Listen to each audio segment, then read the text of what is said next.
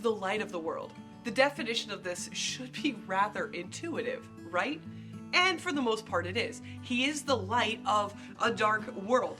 And I agree, but let's talk about this for just a quick moment. See, when the arrival of Jesus was coming, when the Jews were praying for Jesus to come, the oppression of the Romans over the Jewish people was indescribable. There was fear, death, high taxes, and so many more things that we can't really even fathom. So when I get this picture, sometimes I wonder, and I believe that the Jews expected Jesus to come in kind of like an Avenger. I mean, Jesus is a superhero, but don't mishear what I'm saying, but that Jesus would come in and kind of just wipe out the difficulty of the Romans at the time. And if he would have done that, which he is capable of doing, God is all powerful, but what would have happened is the Jews would have lived in, peace and harmony and joy for a short season.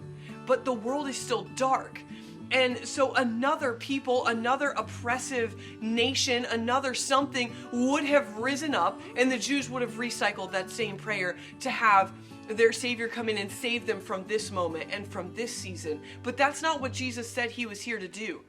In John chapter 8, verse 12, there's a few verses in there. I love how this is worded because he's standing before the Pharisees. Jesus spoke again to the people and he said, I am the light of the world. Whoever follows me will never walk in darkness, but will have the light of life. The Pharisees challenged him. Here you are, appearing as your own witness. Your testimony is not valid. Could you imagine looking at Jesus and saying his testimony is not valid? Unbelievable.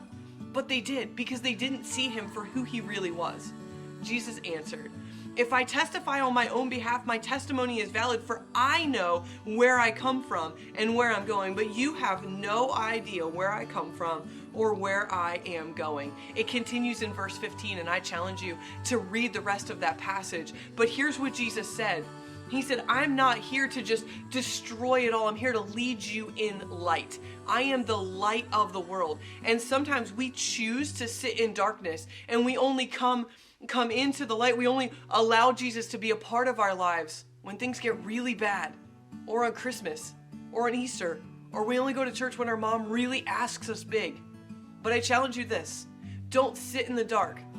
Let the light of the world lead you in your everyday. And when we're led by him in our everyday, those oppressive things, they rise and they fall. Because Jesus walks with you every day. Because while he is omnipotent, meaning all powerful, he is also omniscient, meaning all wise, and omnipresent, meaning everywhere at the same time. And those three things walk inside of you and with you and lead you when you allow him to be the light of your life. And when you allow him to be the light of your life, that means all your thoughts, your actions, your words, everything you do gets laid at his feet, and he will guide you and walk you in those directions. So instead of sitting in the cave and staying in the darkness, you get to walk forward in the light. And let me promise you, the things that your eyes will see when the light gets turned on will amaze you, because God will be glorified, and he will be glorified in your life.